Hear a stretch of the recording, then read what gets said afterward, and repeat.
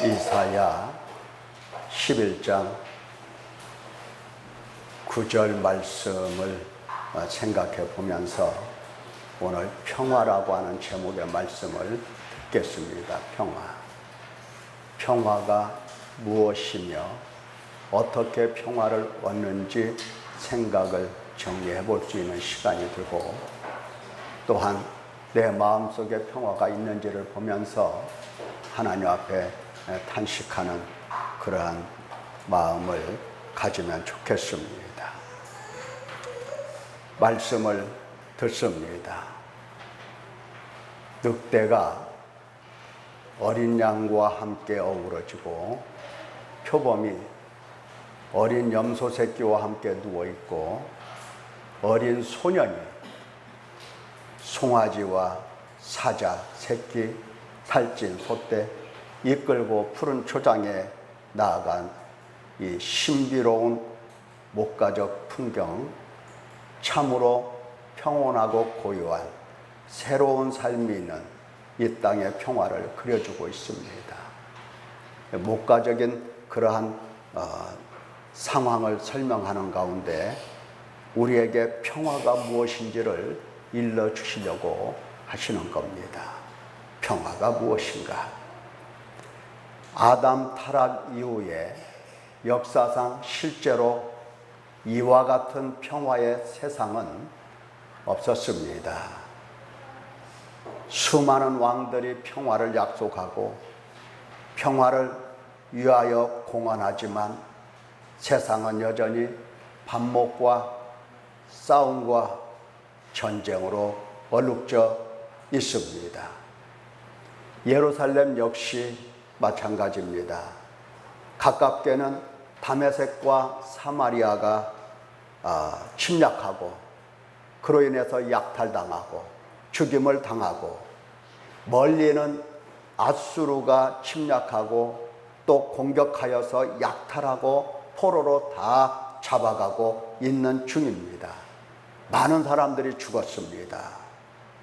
나라의 존폐가 급박하게 돌아가고 있는 이때에 그렇게 위태로운 위기 상황에서 이사야 선지자는 평화의 예언을 선포하게 되었습니다. 참으로 아이러니합니다.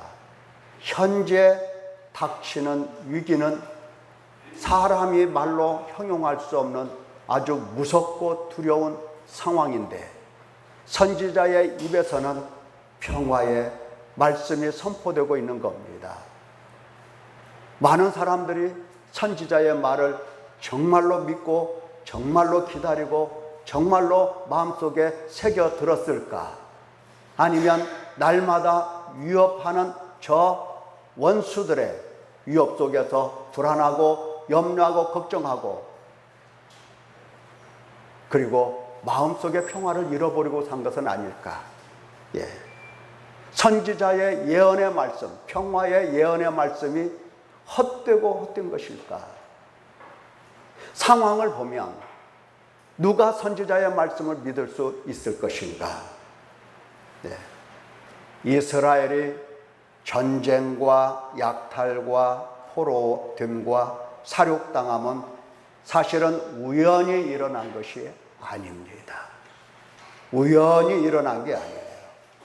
하나님의 진노 때문이었습니다. 하나님의 진노 때문이었다고요. 하나님의 진노하심으로 인간이 그토록 열망하던 모든 평화는 다 사라져버리고, 평화는 온데간데 없고 두렵고 공포스러운 고통만이 그들 삶을 가득 채웠던 겁니다. 평화는 사람이 만드는 것이 아닙니다. 원래부터 평화는 하나님께서 만드는 것입니다. 그들이 평화를 원한다 할지라도 오히려 하나님께서 환난과 고통을 주셨습니다. 우리가 성경을 이미 읽어서 알고 있습니다마는 이사야 5장 24절을 보면 그들이 만군의 여호와의 율법을 버리며 이스라엘의 거룩하신 이의 말씀을 멸시하였음이라. 그러므로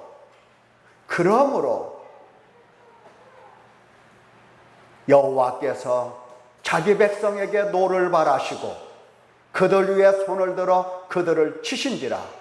산들은 진동하며 그들의 시체는 거리 가운데 분토같이 되었도다. 그럴지라도 그의 노가 돌아서지 아니하였고 그의 손이 여전히 펼쳐져 있느니라. 왜 사람들이 평화를 얻지 못하는 것일까?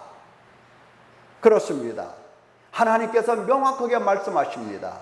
그러므로 여호와께서 자기 백성에게 노를 발하시며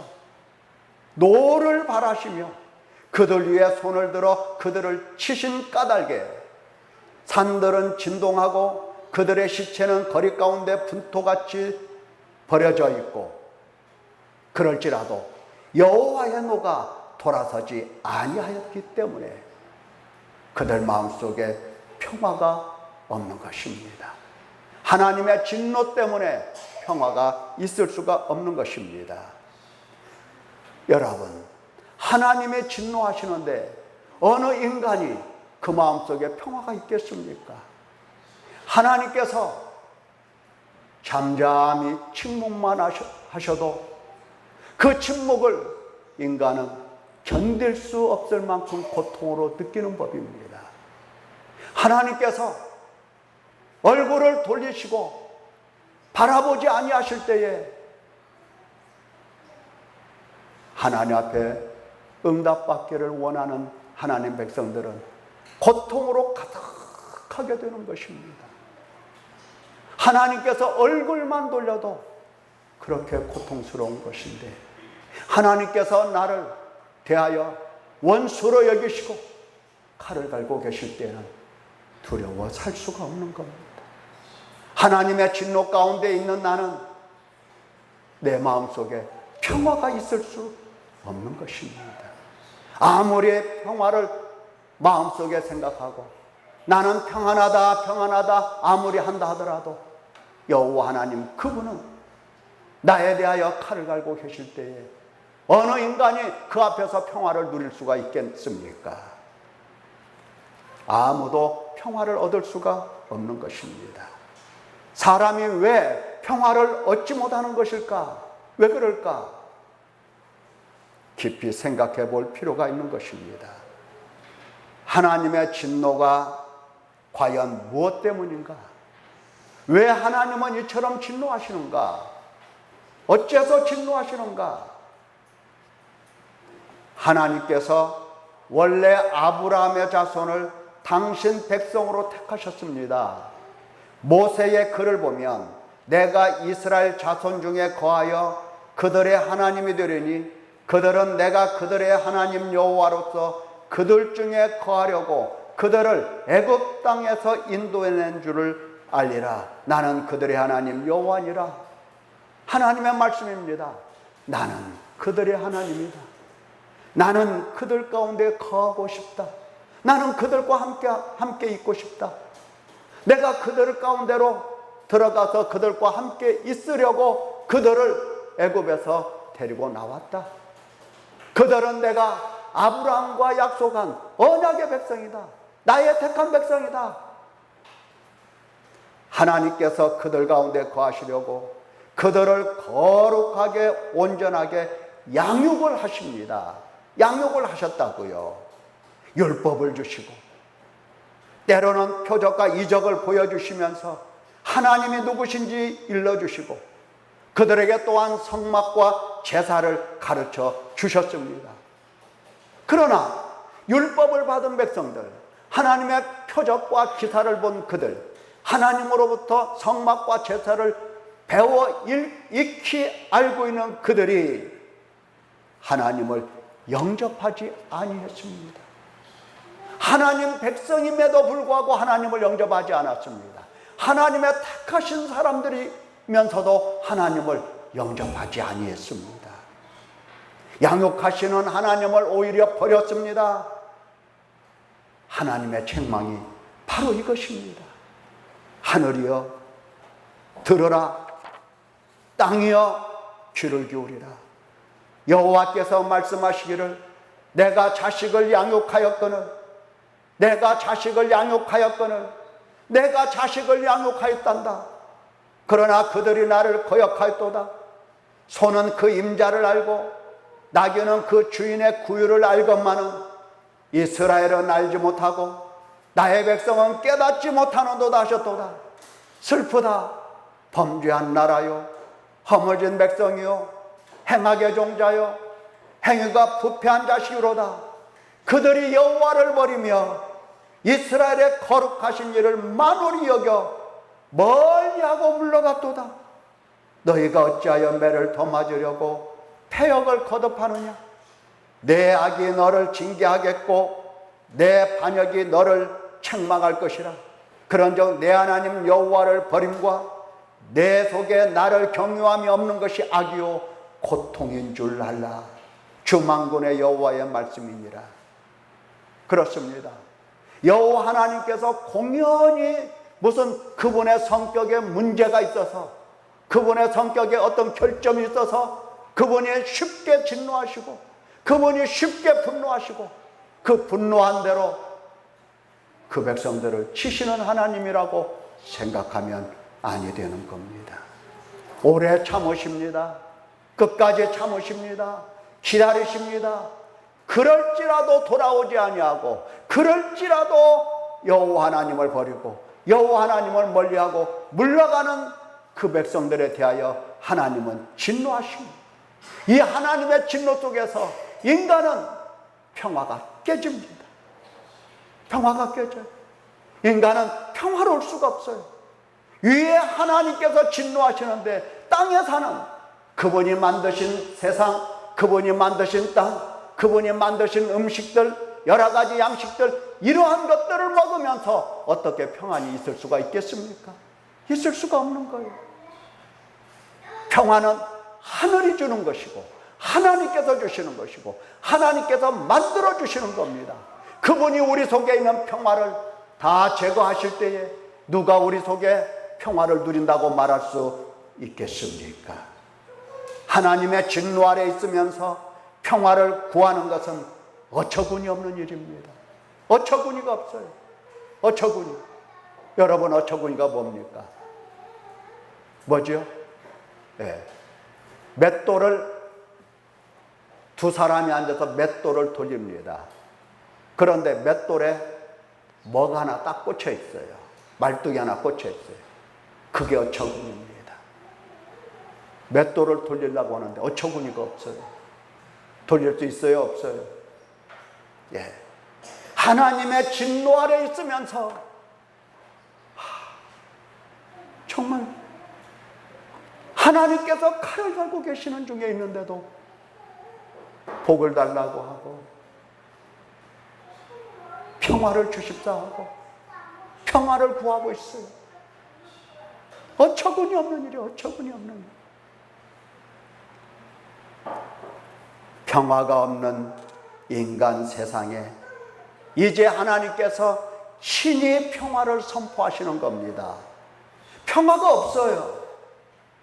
하나님의 진노 가운데서 지금 아수르와 다메섹과 사마리아가 일어나서 심지어 저 아래 서편 아래 있는 블레셋까지 또 동편에 있는 에돔 족속까지 다 일어나서 이스라엘 백성들을 배반하고 공격하고 칩니다. 어찌 평화가 있겠습니까? 이러한 가운데 하나님은 그들 가운데 평화를 선포하십니다. 평화는 하나님께서 만드시는 것입니다.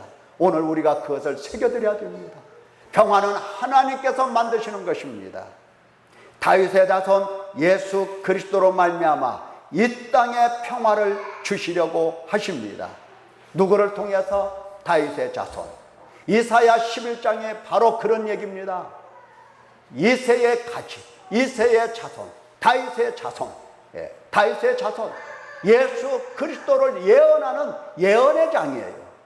그가 오실 때에, 그가 하나님의 여호와의 영으로 충만하여 이 땅에 오셔서 사역하실 때에, 일하실 때에 이 땅은 평화가 임한다고, 평화의 동산이 이루어진다고 계속해서 선포하고 계시는 겁니다. 예수 그리스도로 말미암아 이 땅에 평화를 주시려고 하나님께서 하시는 겁니다. 평화를 주시려고 지금 이사야 선지자를 통해서 선포하고 계신다고요. 인간을 향한 하나님의 진노는 오직 예수 그리스도께서 풀어주실 수 있으십니다. 오직 예수 그리스도께서 하나님의 마음을 인간에게 돌려 회개하게 하십니다. 하나님의 마음을 인간에게 돌리십니다. 누가? 예수 그리스도께서. 사람의 마음을 하나님께로 돌리십니다. 누가? 예수 그리스도께서. 참 대단하신 분이세요. 대단한 분이세요. 중보자예요, 중보자. 하나님 아버지의 진노로 가득한 원수로 여기시는 하나님 그분은 당신 백성들에게로 마음을 돌려주시고, 당신 하나님의 원수로 사는 당신의 백성들을 하나님께로 마음을 돌려주십니다. 누가? 예수 그리스도께서. 예수 그리스도는 오셔서 우리에게 회개함과 죄사함을 주시면서 하나님께로 마음을 돌려주시는 분, 아버지의 마음을 우리에게로 돌려주시는 분이십니다. 오직 우리에게로 돌려주셔요. 하나님께서 그렇게 정하셨습니다. 화목제물을 세우시고 화목제물을 받으시고 흡족하게 여기시고 진노를 푸시고 화해를 선포하시는 겁니다. 예수 그리스도 안에서만 화목이 있고 예수 그리스도 안에서만 평화가 있는 것입니다. 죄와 물로 죽은 인간이 스스로 하나님과 어떻게 화해할 수가 있겠습니까? 어떻게 화해하냐고요. 칼을 갈고 계시는 하나님과 어떻게 화해를 하냐고요. 인간이 사탄에게 매인 원수가 어찌 하나님과 화목한단 말입니까? 할 수가 없어요. 하나님께서 마음을 돌이키시고 하나님께서 화해하여 주셔야 되는 것입니다. 오직 예수 그리스도 안에서만 바로 화해하십니다. 예수 그리스도께서 당신의 백성의 죄를 대속하셨기 때문입니다. 그리스도께서는 장래 좋은 일의 대제사장으로 오사 손으로 짓지 아니한 것 곧 이 창조에 속하지 아니한 더 크고 온전한 장막으로 말미암아 오직 자기의 피로 영원한 속죄를 이루사 단번에 성소에 들어가셨느니라. 염소와 황소의 피와 및 암송아지의 죄를 부정한 자에게 뿌려 그 육체를 정결하게 하여 거룩하게 하거든 하물며 영원하신 성령으로 말미암아 흠없는 자기를 하나님께 드린 그리스도의 피가 어찌 너희 양심을 죽은 행실에서 깨끗하게 하고 살아계신 하나님을 섬기게 하지 못하겠느냐 말씀하셨습니다. 그리스도의 피가 어찌 너희로 깨끗하게 하고 살아계신 하나님 섬기게 못하겠느냐. 하나님 아버지의 마음을 그 백성들에게 돌려주시고 그 백성들의 마음을 주께서 깨끗하게 씻어 하나님을 아는 자로 만들어 하나님께로 돌려주시는 바로 예수 그리스도 안에서 예수 그리스도께서 평화를 만들어 주시는 것입니다. 믿기를 축원합니다. 믿기를 축원합니다. 오직 예수 그리스도 안에서 하나님과 화해가 있고 하나님으로부터 평화를 얻게 되는 것입니다. 우리가 천사의 목소리를 들어볼 수 있습니다. 언제 천사의 목소리를 들어보겠습니까? 말씀하기를 지극히 높은 곳에서는 하나님께 영광이요 땅에서는 하나님이 기뻐하신 사람들 중에 평화로다. 수많은 천군 천사가 예수 그리스도의 탄생을 노래하되 예수 그리스도의 이 땅에 오심을 노래하되 지극히 높은 곳에서는 하나님께 영광이요 땅에서는 하나님이 기뻐하신 사람들 중에 평화로다. 예수 그리스도는 하나님께 영광을 돌리지만 이 땅에 사는 하나님 백성들 하나님이 기뻐하시는 사람들, 그들에게 평화를 만들어주시는 샬롬의 왕이십니다. 평강의 왕이십니다. 평강의 왕이십니다. 믿기를 축원합니다.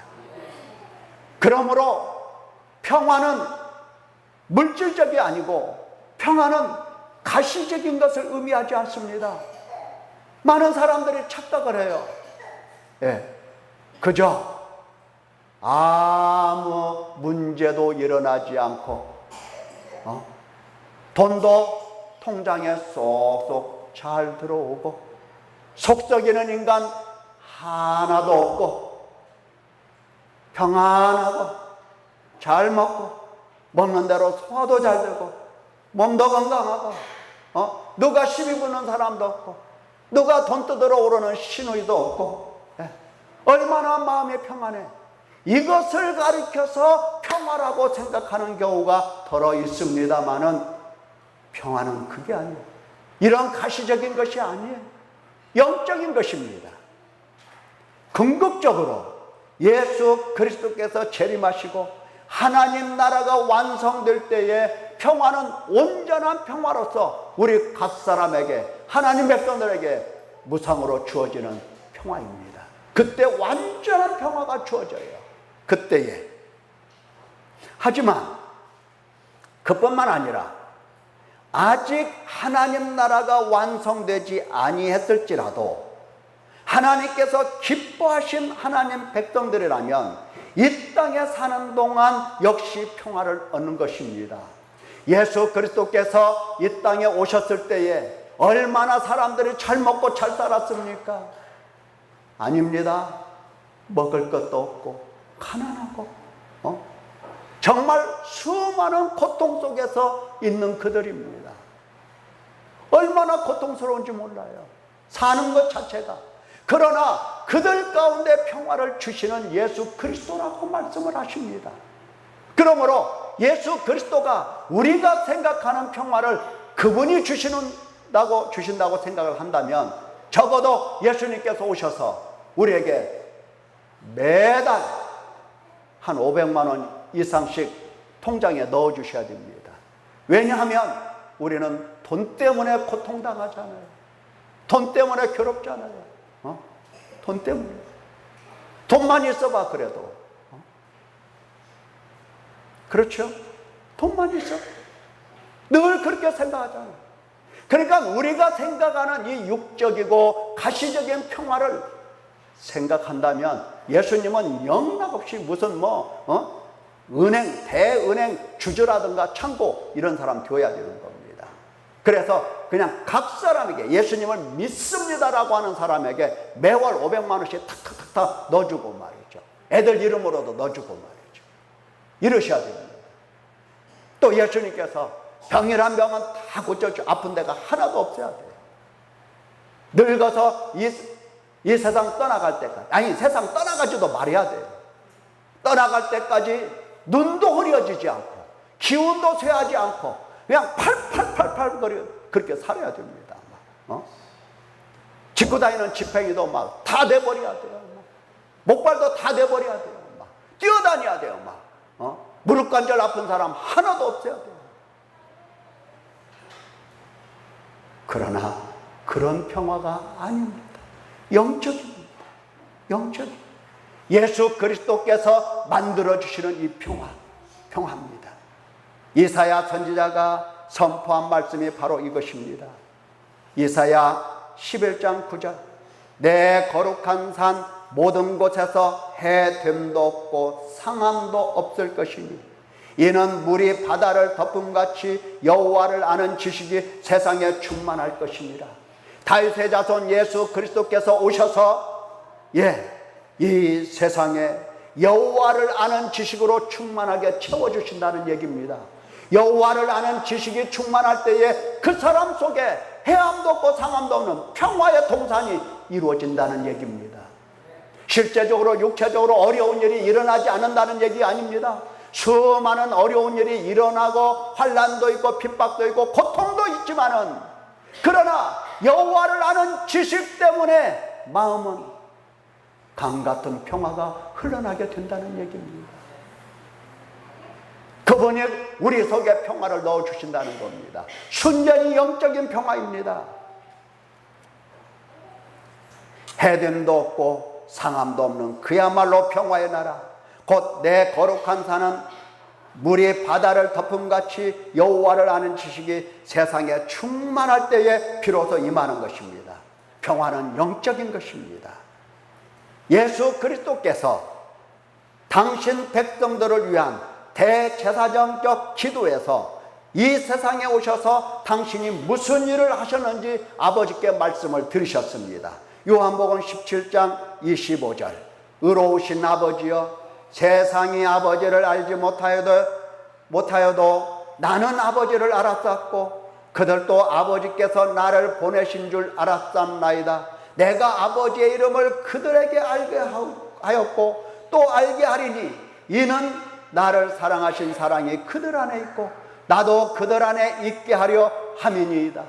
아버지께 드린 말씀에 예수님께서 내가 이 땅에 와서 무슨 일을 하였습니까? 아버지도 다 아시잖아요. 아버지를 아는 자가 이 세상에 누가 있었습니까? 아무도 없었어요. 오직 나밖에는 아버지를 아는 자가 없지 않았습니까? 내가 그들에게 아버지의 이름을 알게 하였고 또 알게 하고 또 알게 하고 지금까지도 알게 하고 있지 않습니까? 그 뜻이요. 여호와를 아는 지식이 세상에 충만하게 하시려고 여호와의 이름을 예수께서 가르쳐 주시고 또 가르쳐 주신 겁니다. 평화를 얻게 하시려고 하시는 겁니다. 여호와 하나님을 아는 사람은 세상에 아무도 없습니다. 하늘에서 내려오신 예수 그리스도밖에는 아무도 알 수가 없는 것입니다. 예수 그리스도께서 여러 번 밝히셨습니다. 마태복음 11장 27절에서도 내 아버지께서 모든 것을 내게 주셨으니 아버지 외에는 아들을 아는 자가 없고 아들과 또 아들의 소원대로 계시를 받는 자 외에는 아버지를 아는 자가 없느니라. 그렇습니다. 아버지를 아는 자 아무도 없습니다. 아버지 외에는 아들을 아는 자가 없고 아들 외에는 아버지를 아는 자가 없고 아들의 소원대로 계시를 받는 자 외에는 아버지를 아는 자가 없다고 말씀하십니다. 예수님만이 아시는 겁니다. 때문에 예수 그리스도께서 어둠에 있는 자들을 부르시고 사탄에게 매여 종로로 다는 자들을 건져내시고 소원을 두시고 계시를 주시며 하나님 아버지 여호와를 알게 하시고 또 알게 하시고 계속해서 알게 하시는 겁니다. 오늘까지 하나님께서 우리 교회에 이와 같이 예수 그리스도께서 하나님 아버지의 이름을 알게 하셨고 또 알게 하시고 앞으로도 계속 알게 하실 것입니다. 예수 그리스도께서 이 땅에 계실 때만 그리 하신 것이 아니고 부활 승천하신 후에도 하나님 나라에 올라가신 후에도 이 일을 계속하셨습니다. 바울 사도가 고백하기를 이는 내가 사람에게서 받은 것도 아니요 배운 것도 아니요. 그렇습니다. 복음에 관하여 하나님에 관하여 하나님의 뜻에 관하여 하나님의 말씀에 관하여 그는 율법을 통해서 하나님을 잘 아는 사람이었어요. 그러나 예수 그리스도를 만나고 보니까 내가 하나님을 잘못 알았어요. 너무나 잘못 알았어요. 하나님을 너무너무 잘못 알았어요. 그가 하는 얘기가 그겁니다.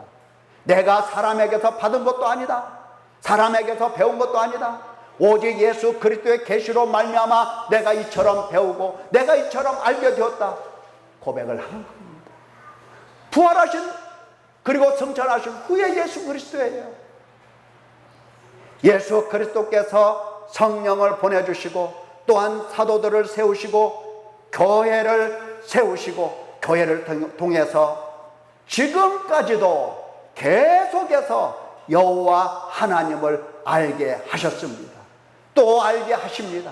앞으로도 알게 하실 겁니다. 왜? 여호와를 아는 지식이 세상에 충만하게 하시려고, 여호와를 아는 지식 가운데서 평화를 얻게 하시려고, 여호와 하나님을 아는 자들 가운데 평화의 나라를 세우시려고 이처럼 예수님께서 그 하나님의 이름을 가르쳐 주시는 겁니다. 믿기를 축원합니다. 사랑하는 성도 여러분, 나는 예수 그리스도께서 가르쳐 주신 대로 여호와 하나님을 아는 지식이 충만합니까? 물이 바다를 덮음같이 여호와 하나님을 아는 지식이 충만합니까? 나는 평화를 압니까? 하나님께서 나에게 평화를 주셨습니까? 예수님께서 나에게 그 평화, 그야말로 평화를 나에게 만들어 주셨습니까? 원수로, 하나님의 원수로 살아온 나에게 예수 그리스도 안에서 화해하시며 화목하셔야 평화를 얻는 것인데, 그 평화를 얻었냐 이 말이에요. 일이 잘 되고 건강하고 평안한 게 평화가 아닙니다. 평화를 얻는 것이, 평화는 얻는 것입니다. 예수 그리스도께서 주셔야 되고 예수 그리스도로 말미암아 내가 얻어야 되는 것입니다. 진정 예수 그리스도께서 여호와 하나님을 알게 하시고 알게 하시려 하실 때에 듣고 배울 아름다운 마음씨가 내 속에 있어야 여호와를 알게 되고 평화를 얻게 되는 것입니다. 아름다운 마음씨, 내 속에 아름다운 마음씨, 내 속에 아름다운 마음씨가 무엇입니까? 그게 무엇입니까? 여호와의 이름을 가르쳐 주시고 또 가르쳐 주시고 또 가르쳐 주시고 평화를 얻게 하시려고 하시는 그 예수님 앞에서 그 말씀을 들을 수 있는 아름다운 마음, 아름다운 마음씨, 그게 무엇입니까? 그렇습니다. 옛적엔 선지자들을 통해서 말씀하셨고 마지막엔 예수 그리스도를 통해서 말씀하셨습니다. 사도들을 보내시고 교회를 세우시고 오늘날 교회를 통해서 말씀하십니다. 진리를 말씀하십니다. 진리를 말씀하십니다. 아버지를 가르쳐 주시고 예수 그리스도의 이름을 가르쳐 주시고 성령 하나님이 무슨 일을 하셨는지 가르쳐 주십니다. 하지만 사람이 진리의 말씀을 그냥 알아들을 수 있는 게 아닙니다. 앉아서 들었다고 해서 알아들을 수 있는 게 아니라는 뜻입니다. 바울이 디모데에게 잘 가르치라고 권면하는 말씀 속에서 이와 같이 말씀을 합니다. 혹 하나님이 그들에게 회개함을 주사 진리를 알게 하실까 하며 그들로 깨어 마귀의 올무에서 벗어나 하나님께 사로잡힌 바 되어 그 뜻을 따르게 하실까 함이라. 네가 성도들을 잘 가르쳐라. 성도들을 온유한 심정으로 바로 잡으라. 잘 가르쳐라. 잘 가르쳐라. 잘 가르쳐라. 혹 하나님이 그들에게 회개함을 주사 진리를 알게 하실까 하며 그들로 깨어 마귀의 올무에서 벗어나 하나님께 사로잡힌 바 되어 그 뜻을 따르게 하실까 함이라. 그렇습니다. 마음씨가 좋은 사람은 다른 사람이 아닙니다. 말씀을 들을 때에 회개할 줄 아는 사람이 아름다운 마음을 가진 사람이에요. 우리 인간은 처음부터 온전하고 처음부터 선하고 의로운 사람은 없습니다. 아무도 없어요. 불의하고 사단에게 매여있고 모두가 다 악하고 모두가 행악의 종자요 행위가 부패한 자식에 불과한 사람들입니다. 그러나 하나님께서는 참으시며 이러한 우리에게 진리를 가르쳐 주십니다. 아버지의 이름을 가르쳐 주시고 예수 그리스도의 이름을 가르쳐 주시고 성령 하나님이 무슨 일을 하시며 어떠한 역사를 하시는지 일일이 다 가르쳐 주십니다. 그때의 아름다운 마음씨를 가진 사람은 회개하는 것입니다. 회개하면서 말씀을 듣는 것입니다. 회개함으로 진리를 깨닫게 되고 회개함으로 진리를 알아차릴 수 있는 사람이 되는 것입니다. 내 마음속에 평화가 있습니까? 내 마음속에 하나님의 이름을 아는 지식이 충만합니까?